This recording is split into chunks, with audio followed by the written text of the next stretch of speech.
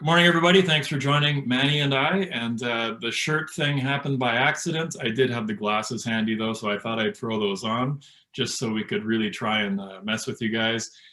I know there was a post about trying to book a more diverse audience recently. And Manny, I think with this instance, I have truly failed to book something diverse. I mean, not only do we look alike, we got the same shirt, we got the same glasses going, we both got some color on the side of the arms. What am I going to do? I'm going to have to mix it up over the next few weeks for sure. Although, Manny, I mean, your history is pretty interesting. So in Canada since June 2009, so about 12 years in Canada. So not born and raised with that advantage, the home field advantage. And English is, as I think we were discussing, is like your third language. Not so much something you grew up with in the home, but more taught in school and then learned socially after. And your main role, which I want to give you a huge shout out for, you've been a part-time ICU nurse working basically full-time or more hours, because even though you got licensed as a broker in April of 2020 and we're planning on making that move, along comes this little pandemic experience that we're all enjoying. Not really. And how do you quit as an ICU nurse in the middle of a pandemic? I mean, that's obviously very, very challenging. So kudos to you for sticking that out and picking up those shifts from people who must just be hitting the ceiling on the stress level. And well, you know, there's a little bit I want to talk about the part-time, full-time thing, but like I say, the nursing thing, man, as I say, I can't even wrap my head around that. Like, people find brokering stressful enough. You must just have a little bit of a laugh inside about the stress we think of. Well, that's really funny, because when I thought about going into brokering, and I was talking to a friend who's a mortgage broker, and they talked about all this stress, and I said, like, really, guys? What are you talking about? There's no life are not in the balance. Nobody's going through CPR. Like, it's like, what kind of stress are you talking about? That looks to me quite easy. You're shuffling papers. That was my mindset. I can tell you that now, a day here in the office is more stressful than a day at work. Imagine that. So brokering is stressful. So a day of brokering you find more stressful than a day in the ICU. But would that partly also be, and this is going to play into something we were going to touch on, would that also be related to the fact that how many years have you been in nursing now? So that's the point, right? Because I'm in nursing. I started as a care aide, as a student. It was 1997. So I'm coming up 25 years in hospitals. Out of it, 20 years exactly, actually, 20 years as a nurse, right? And so been there, done that, 2 countries, 4 health authorities. I don't even remember how many different working areas. Nursing is something I can do in my sleep with my eyes closed, with my hand tied behind my back. So Yeah. there's comfort in the knowledge and skill, right? Brokering is now coming up to almost 50. I need to start reinventing myself and being in the novice shoes again, which is this is scary, and it's people's biggest purchase. And all the people that are calling me are my friends and my friends' friends. So I can't screw up their mortgage. No, right? And actually, so I just used the example recently, not of a nurse or of a doctor, but of a dentist.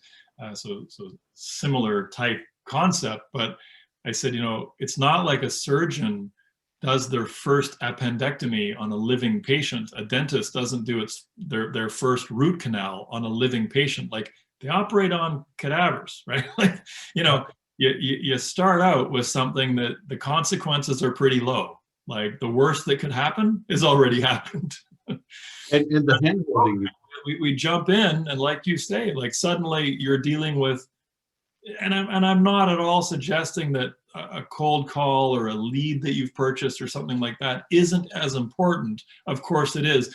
But if you have problems, if you miscommunicate, if things don't go smoothly, with a stranger's mortgage application, the social impacts are very low and the weight you're carrying is not quite as high. Whereas if you blow up a coworker's mortgage, they're telling everybody in the whole damn hospital. Yep. So yeah, the stakes are so much higher with family and friends. And I always say to newer brokers, do everything you can to have your family and friends be referral sources. Have them refer their coworkers to you, their third party acquaintances to you. But you don't want, like, people go, oh, I can't believe my own brother-in-law, went to the bank. Thank goodness. Yes. Like, that was a gift. Because every file that I've done for a friend, and then that unfeathered access that friends, it's okay. It's 12 o'clock at night. He calls me because he's a friend. And I have to answer him at 12 o'clock at night because he's a friend. Yeah, right. He knows you're on shift. He knows you're up anyway. So, about the time you're taking your coffee break, hey, Manny, I got some WhatsApp messages at 3 o'clock in the morning. Like, really? Because you're all working. I get myself into that. Shift workers, right? So again, it's the shift. I'm a shift worker. Manny's a shift worker. No problem. I'll message him anytime. So there's the very valuable lesson of knowing when to turn the notifications off, right? Yeah. Yeah. Absolutely. But Manny, we touched on something just very quickly in our couple minutes before we went live here, and it was the part-time, full-time thing. Yeah. And I've changed my perspective on this, but you made a comment about the book, and go ahead. So when I was handed the book and I started thinking about mortgage, I started thinking about doing a career change. I wasn't sure what it was. I was actually about to start taking lessons to become a crane operator, believe it or not. It's a very good profession if somebody. I looked at becoming a crane operator as well, Manny. I truly did. 2007, I looked at helicopter pilot, crane operator. Yeah. Very well. Anyway, so that, and then somebody tried to recruit me to WFG, and I'm sitting in with my friend who's a mortgage broker, and he says, well, why would you go and sell life insurance when you can become a mortgage broker? And he hands me your book. So I'm started reading this, and I'm getting to the point where commit, leave everything, just dive in. It's going to be okay. And I'm like, is this guy for real? Like, I have a mortgage, 3 kids, a job. I'm already making $100,000 a year. If I want to work myself to oblivion, I can make $160,000. Like, who leaves that job and goes to do something that is so new, scary? Maybe will deliver, maybe not. And, right? and for the record, Manny, we were a one income household, and I had 2 kids, the wife and 2 kids at the time, and $450,000 mortgage. I had a job making $72,500 with a company car, benefits, all the bells and whistles, expense account, everything else, and I could still be working at that job right now. And you're right, my risk tolerance, my pain point, I guess, going into work every day, it was a lot higher. And so I just pulled the chute and jumped, I didn't really even have a chute. I just jumped and then figured out how to build a parachute on the way down before I hit the ground. And the other side of that. I don't recommend that, but I wrote that book in 2013. Mm-hmm. So in 2013, the mortgage world was a lot different than it is here in 2021. I mean, January 1st, 2018, the stress test that came into play then, that cut everybody back by 35%. That took all of your margin of error to circle back to, you're working on a file and suddenly things go sideways at this lender and it's not going to work because you didn't account for X, Y, or Z. You had so many other options, and there was slack because 95% of Canadians or more never borrowed the maximum they qualified for. They all borrowed about 2/3, maybe 65 to 75% of what they qualified for typically, because Canadians are inherently conservative. Yeah. So I had this slack to make things work. And when I'm not working another job, I had all day long to figure out that file. So that also made it a lot easier. So in my mind, it's like, yeah, this is the way. Like, this is a complex business. Not that complex. Jump in, go. But that's 2013. Fast forward to today. Man, you're making 100 grand a year and you want to become a broker? Do not quit that job. Just don't. Like, brokering is extremely complex at this point, to the point that I do not believe any app will replace a mortgage broker in the next 5 years. I'd be amazed if it happened in the next 10 years, maybe 15 years. I realize, you know, the law of computing and the processing power doubling and speeds coming down, but I get all that. But I also realize that we have a government and a lender landscape, an investor landscape that, I mean, just look at child tax credit. Just look at student loan payments. The incredible diversity with which those things are treated from one lender to another to another. And then you layer in 5 or 6 of those things all being treated differently across all the different lenders. And it's like a Rubik's Cube every day. So I'm sorry. I apologize that, you know, I put that message out there, and I'm in the process of rewriting that very chapter, and I really need to get the revised version of that book out there, because pandemic life, stress test life, everything else, forget about it. Like, don't quit your day. You don't need to apologize that much. You know, there's a lot of other things that really, you know, my life has changed in the last 12 years in so many ways, but there's a lot of growth that I've done myself, put brokering aside, as a result of your books. Seriously. And you deserve those kudos. Like things like don't replace your clunker, for instance. Like, I was just about to go and buy a new car when I read your book. So that makes absolutely sense. Keep your clunker, right? And this is a small thing, but then there's the bigger things about how to relate to stuff. I told you before we started the conversation that I lost my glasses in the lake when I was trying to pedal board, and obviously you don't need to put a hippo on a pedal board. That never works. So I found myself in the bottom of the lake, glasses lost, and this is the start of a 4-day vacation. Now I can't read anything. I can barely see the distance.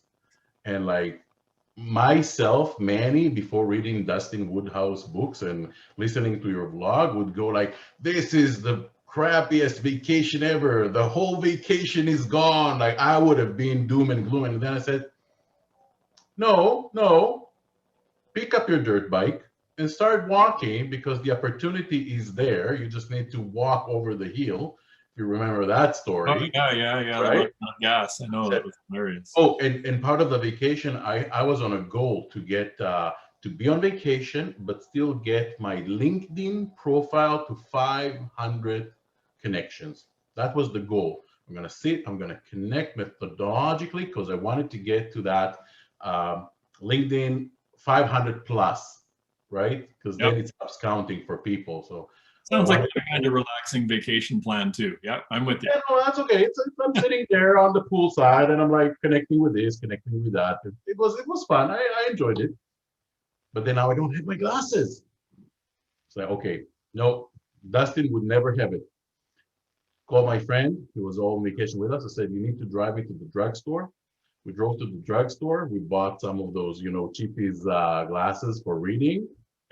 And within a couple of hours, I said, no, I'm not going to let this impact my vacation. I'm going to have fun. This is what I'm supposed to do right now. And I'm going to move on against adversity. Well, man, that's really kind of you to say. I mean, I do look at mindset as a huge thing. And I used to be very reactive, very, very reactive. I mean, some of the guys that work for me, I remember they got this little McDonald's toy. And it was like a gorilla with its arms, and you push the button in the back, and the one arm went up in the air. And they took a sticky note and they wrote the F word 3 times with exclamation points on it, stuck it in the hand, and they put it on my desk. And it was like, you know, just because they said that's you, like, you know, F all the time. I just react and explode all kinds of things, never like towards them personally, but just towards the situation. And like, why can't I get a break? And now, like, as soon as you start describing what's happened, it's like, okay, so like, I don't know, there's probably a lot of people right now thinking, Wow, like on a 4-day vacation, if I suddenly couldn't read my phone anymore, that would be a win. Like, great, I'm out. Like, I'm going to embrace this. But then also there's the other, yeah, like, okay, so what can I do to fix this? Reading a book, playing poker with my friend, hiding my glasses. Even for the pieces that, I didn't see all the vacation and just did LinkedIn, right? I wanted to play with the kids. I wanted to read my son a story. I wanted to read the third book of Dustin. Like I had plans to do, right? And Yeah. now the classes were gone. So Well, the best laid plans, right? I mean, I hear you. This is about your conversation, but I could give you 10 more stories of yeah, you make the plans, everything blows up, but there's always a silver lining somewhere in there. And one of the things I wanted to touch on too, while we're talking about clients and you were talking about working with friends and family and this sort of thing, is positioning clients' expectations. So this plays into a conversation I was having late last week with somebody, and then our pre-call, and we're talking about number of files funded. So my theory on it is that each and every broker should know how many files they funded per year and how many files they funded per career. Like, what's your total career count? And the reason I would suggest you want to have that is humans love stats. I mean, just look at trading cards, right? Sports trading cards. On the back, you've got goals, assists, touchdowns, whatever the sport is, the stats are there. Height, weight, this, that, the other thing. Which teams they played on from what year to what year. All that stuff is there. And the thing is, there's no collector cards. I can't believe this isn't a thing for mortgage brokers. And it's probably not going to be anytime soon. So no one is going to share your stats with your clients except you. And I still remember my very first client. He phoned me up and he said, "You licensed yet?" And I said, "Yes, I am, as of yesterday. So you, sir, are my number one client, and you always will be." Right? And away we went. And I would say to my 9th client, "You are my 9th client. I know that might sound a little scary, but don't worry." And then I'd put a personal story in, right? Like, I bought my first home in 1995. I bought my first commercial investment property in 1993, I think it was. I've been incorporated since 1992. Like, I've been reading investment books, real estate books. And here's the thing. You could probably find a more experienced broker, but they're probably going to have 29 clients on the go right now. I have 2. And then I'm going to have you. So I'm going to have 3. I'm going to have all day to just focus on your file today. All day. You get 10 hours of my brain today. And it's all positioning, right? And then as that count goes up, and then clients come back to you and you tell them, and they'll remember, right? "You're my 111th client. Whoa, last time I was your 9th. You've been busy." That's right. And then you're my 1,000th client. Holy, do I win a prize? I hadn't thought about that, but sure, you know what? How does dinner at the keg sound? And I sent a gift card, mailed it out to them that day. It's those little things, but those stats, they help position you as the expert and hopefully build up your own confidence, which is a big thing for all of us. Yeah. We talked about the voicemail for confidence. I phoned Manny this morning because, as most of you know, I make a phone call. We have a 10, 15-minute pre-call chat, then we jump on and go live. So I phoned Manny. I got his voicemail. Manny, tell us about your voicemail. Well, that voicemail, I forgot that it's there because most of my clients don't call that phone because that's the phone that I've made on my business cards, but we don't give business cards now.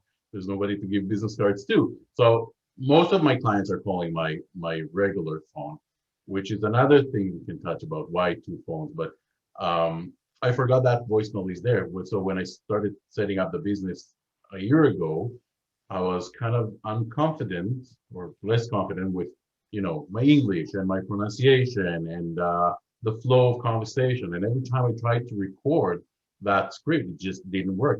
So I plotted it into a software that does a text-to-speech kind of software, and I recorded that, and that's what I put there. I should really change it now, but well, in Canada, I can tell you that we all associate an English accent with intelligence. So you should have had somebody with an English accent record your voicemail, and then they'd be like, oh my, this guy's got somebody working for him that's super smart recording his voicemail. But it's interesting that you chose that rather than, like you say, like when you're lacking confidence in your own voice, like that is such a fundamental basic thing. And I can't thank you enough for being willing to sort of put that out there and own that, because that is valuable for people who are listening to this, who are starting out. And I remember in 2014, so I'm 6 years in the business. I'm doing 75 million a year. I think that might have been the year I hit 100 million. So, whatever, like I've given some presentations that year as well. So people kind of recognize me in the industry, and you'd think that I'd be thinking I'm a pretty big deal. But I had what I now realize, because I got the label for it, it's like full-blown imposter syndrome. Like I pulled up outside of a restaurant in downtown Vancouver, and I could see the upstairs patio loaded with brokers. And I knew most of them by now. And, because it's the same people that show up at the events all the time. So I've gotten to know a lot of them. They're great people. They're all wonderful. Like I'm looking forward to having a conversation with them, except I'm not. I actually just felt my chest tighten right now, just reliving that moment. I pulled over to the curb about 100 yards back from the valet, and I pretended to be on a phone call as two brokers came walking past who recognized me, and I just waved at them. I wasn't even on a call. I was pretending. I didn't want to go in there. And like, why? Like I was going to get asked a question I didn't know the answer to. I don't know what, I don't know. But like social anxiety, like I did not want to go into this group of people I know, because I felt like a little bit like a fraud. Like, I don't know how I'm having the success I'm having. It just like, I give that kind of weak answer. I don't know, I just answer my phone, I guess. Like that's all I do, and it just works. And I thought I was doing what everybody else did, and I didn't realize it. And so, whether it's your case, setting up voicemail on day one, or 6 years later being successful in the business, I think we all have that sort of inner hesitation that we're not good enough. And man, we are good enough. Manny, your English is perfect. Okay, it's not perfect, but it's near perfect. All right? It's better than good enough. It's better than good enough. And I mean, the thing is, how many opportunities might you have missed with a voicemail where someone else who speaks the same first language or second language and picks up your accent, and it's like, oh, I know what other language this gentleman's going to speak. That's my native language. I want to work with this guy. You might have missed some opportunities because people didn't hear an accent, right? It cuts both ways. It goes both ways. You can't win them all, and you're not going to lose them all. And I find that people generally are kind. And I heard it when I started working in BC 12 years ago. I was super conscientious of accent and my pronunciation. In my own profession, right, I didn't pronounce things the same way that people pronounce it here. And so I became very conscientious. But then somebody told me, I speak only one language. You're more intelligent than me because you speak more than one. So I never framed it that way. So people are kind, and luckily we're in Canada, and people in Canada are kind, and they're open, and they're man. I hope we are, because as a whatever I am, I don't know, 4th generation Canadian or something like that. That's how I like to envision us. I like to think so too. Super tolerant, super patient, and like try and be kind. Now, do we flip each other off in traffic every now and then? These things happen. But for the most part, man, we're a pretty darn tolerant bunch. And Manny, I wanted to break this conversation into 2 parts. So we've talked a little bit about getting into brokering, building confidence. So you're going to update your voicemail. It's going to be your own voice. That's going to, as we finish this. First thing on the agenda for this morning. So I hope this first piece of our conversation has been useful for especially new brokers, up and coming, who are working a full-time job, have a great pay. Should you quit? Shouldn't you quit? I mean, that's a decision everybody makes for themselves, but I'm a lot less hardcore on that topic than I was because things have changed significantly. And I recognize that I better update that chapter.